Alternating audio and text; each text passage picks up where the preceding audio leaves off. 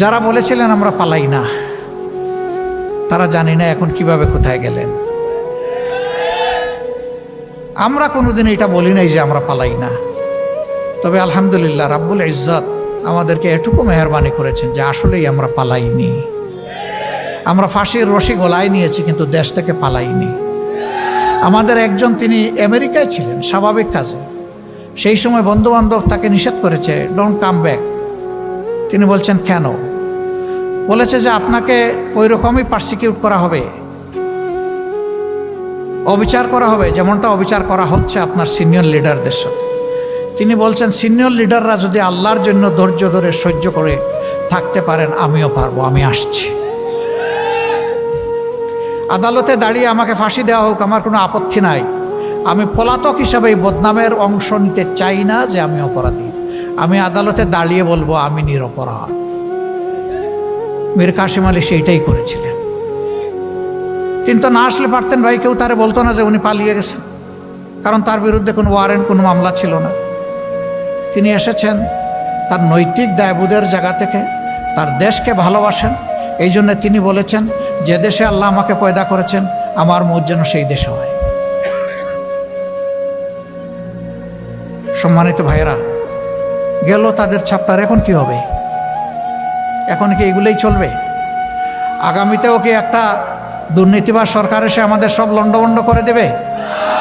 আগামীতেও সন্ত্রাসীরা এসে আমাদের উপর আবার ছড়ি ঘুরাবে? আগামীতে আমাদের মা বোনদের ইজ্জত নিয়ে আবার টানাহেঁচড়া করা হবে? আমাদের জীবনের উপর কালো হাত নেমে আসবে? সবগুলার বিরুদ্ধে আমাদেরকে সিংহের মতো গর্জন করতে হবে ইনশাআল্লাহ। আমাদের স্পষ্ট বক্তব্য, দুর্নীতি তোমাকে লাল কার্ড, সন্ত্রাস তোমাকে একেবারেই কালো কার্ড, অবিচার তোমার জায়গায় সমাজে হবে না। একটা দুর্নীতিমুক্ত, সামাজিক সুবিচারে পরিপূর্ণ, একটা ভারসাম্যপূর্ণ অর্থনীতির দেশ হিসাবে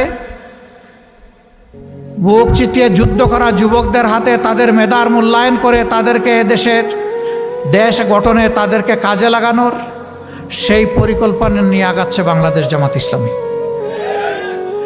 আমাদের অঙ্গীকার একেবারেই স্পষ্ট, আমরা শিক্ষা স্বাস্থ্যকে সবচেয়ে বেশি গুরুত্ব দেব। কারণ একটি ভালো জাতি গড়তে হলে অবশ্যই আমাদের একটা ভালো শিক্ষা ব্যবস্থা লাগবে। আমাদের শিক্ষা ব্যবস্থা ভালো নেই। একটা ভালো জাতি গড়তে হলে অবশ্যই সুস্থ সবল আমাদের সন্তানদেরকে চিকিৎসা দিয়ে গড়ে তুলতে হবে।